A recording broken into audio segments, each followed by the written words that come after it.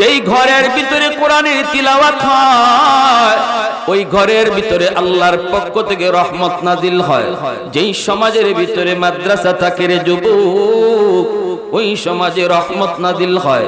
যেই দেশের মধ্যে উলামায়ে কেরাম হাফেজে কোরআনের কদর হয়, এই দেশে আল্লাহর পক্ষ থেকে রহমত নাজিল হয়। জোরে কোন সুবহানাল্লাহ, আরেকটু জোরে কোন সুবহানাল্লাহ। তাহলে কোরআন হলো চুম্বক, কোরআন হলো চুম্বক। কই কিসের চুম্বক? রহমত টেনে আনার চুম্বক। ঘরের ভিতরে যদি কোরআনের তিলাওয়াত হয়, এই ঘরে রহমত নাজিল হয়।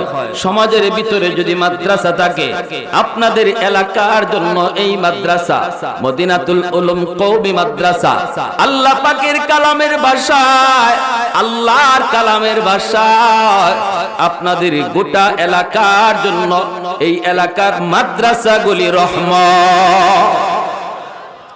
আরে আল্লাহর গোলাম, যেখানে রহমত নাজিল হয় ওখানে গজব আয় না। আল্লাহর রহমত যেখানে আসে সেখানে গজব আসে না রে। যেখানে রহমত থাকে না সেখানে গজব আসে, রহমত যেখানে আসে সেখানে গজব আসে না। রহমত যেখানে থাকে না সেখানে গজব নেমে আসে। তাহলে মাদ্রাসা হলো আমার আপনার জন্য গজব থেকে ফিরানোর একটা ঢাল, ঠিক কিনা জোরে বলেন?